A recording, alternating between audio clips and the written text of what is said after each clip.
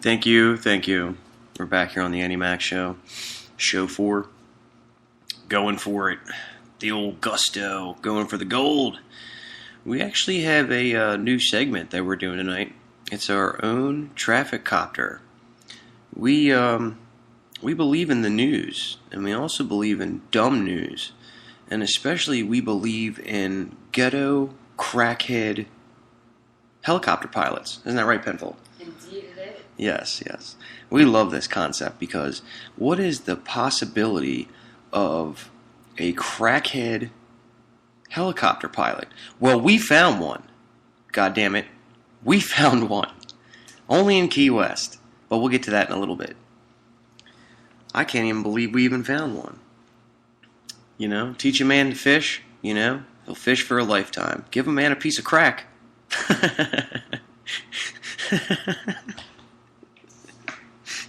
I can't even finish that one. Anyway, we're going to start off the hour, rock off some music for you. If anybody hasn't caught the new Penfold show, you can catch her on Spreaker.com, Penfold the Intern. Check it out. And, yeah, we'll be getting into that in a little bit. Tonight's topics, you know, we're going to be talking about sex and sexual positions. And, hope you guys like it. We're on a roll here, doing show 4, so we're going to crank right into some music, and, we'll be back. You're on the Andy Mac Show, live as a motherfucker with Andy Mac.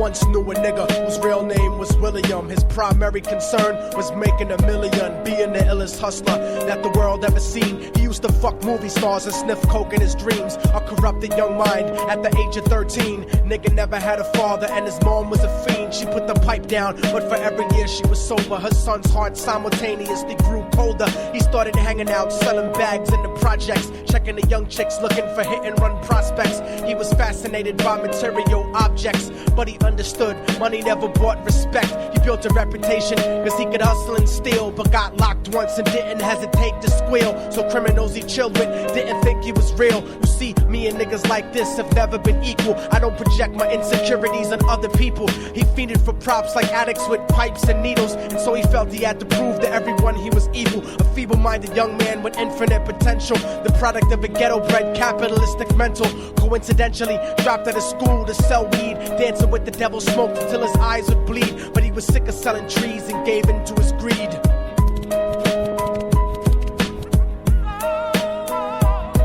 Everyone trying to be trife never faced the consequences. You probably only did a month for minor offenses. Ask a nigga doing life if he had another chance. But then again, there's always the wicked that knew in advance. Dance forever with the devil on a cold cell block. But that's what happens when you rape, murder, and sell rock. Devils used to be gods, angels that fell from the top. There's no diversity because we're burning in the melting pot.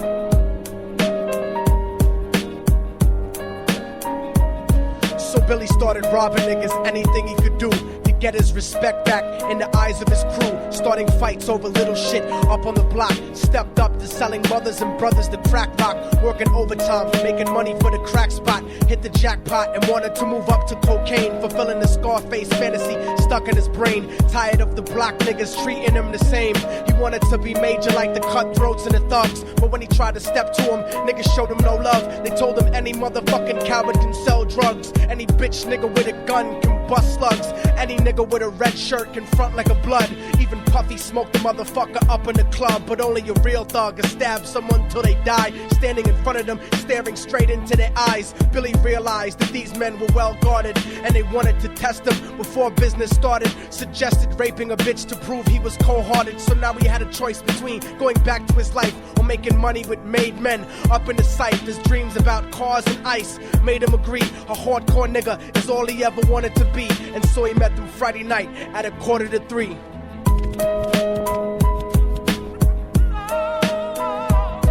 Everyone trying to be trife never faced the consequences. You probably only did a month for minor offenses. Ask a nigga doing life if he had another chance. But then again, there's always the wicked that knew in advance. Dance forever with the devil on a cold cell block. But that's what happens when you rape, murder, and sell rock. Devils used to be gods, angels that fell from the top. There's no diversity because we're burning in the melting pot.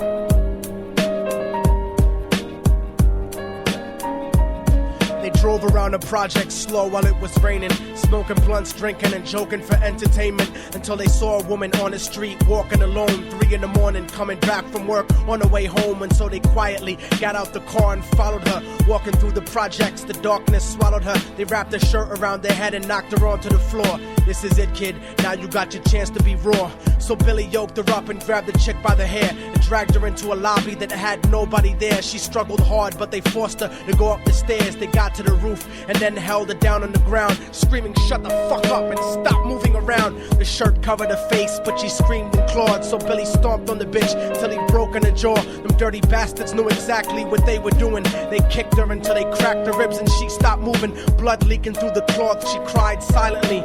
And then they all proceeded to rape her violently. Billy was made to go first, but each of them took a turn, ripping her up and choking her until her throat burned. A broken jaw mumbled for God, but they weren't concerned. When they were done and she was lying bloody, broken and bruised, one of them niggas pulled out a brand new 22. They told him that she was a witness for what she'd gone through, and if he killed her, he was guaranteed a spot in the crew. He thought about it for a minute, she was practically dead, and so he leaned over and put the gun right to her head. I'm falling and I can't turn back.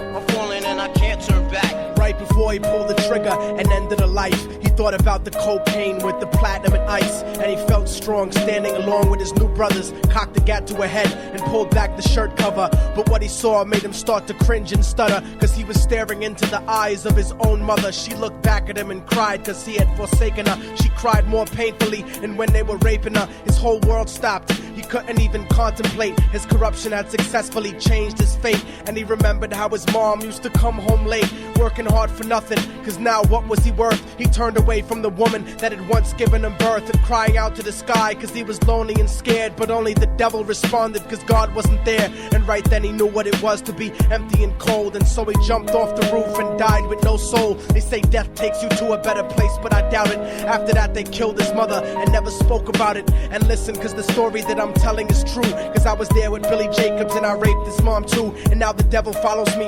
everywhere that I go. In fact, I'm sure he's standing among one of you at my shows, in every street cipher listening to Little Thug's flow. He could be standing right next to you and you wouldn't know. The devil grows inside the hearts of the selfish and wicked. White, brown, yellow, and black color is not restricted. You have a self-destructive destiny when you're inflicted, and you'll be one of God's children that fell from the top. There's no diversity because we're burning in the melting pot. So when the devil wants to dance with you, you better say never, because a dance with the devil might last you forever.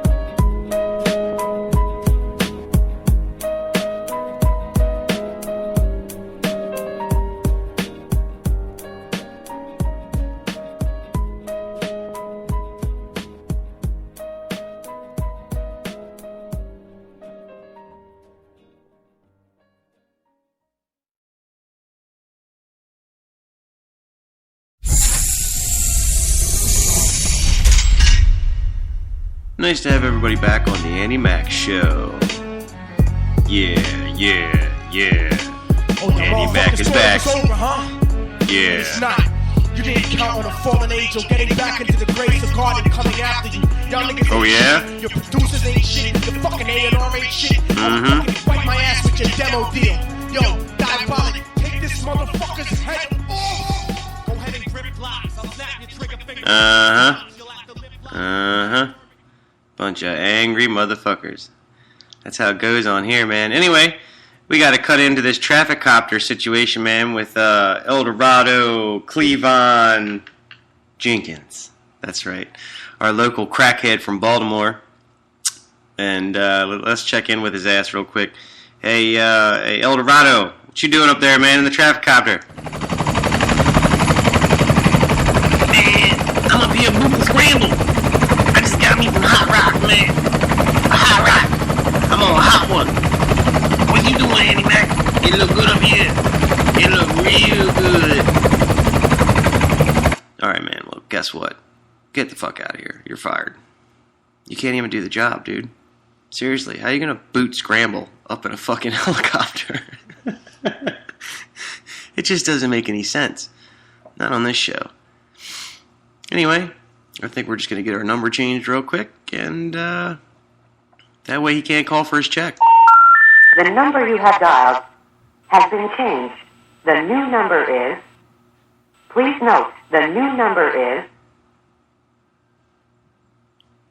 Okay, so we're back, and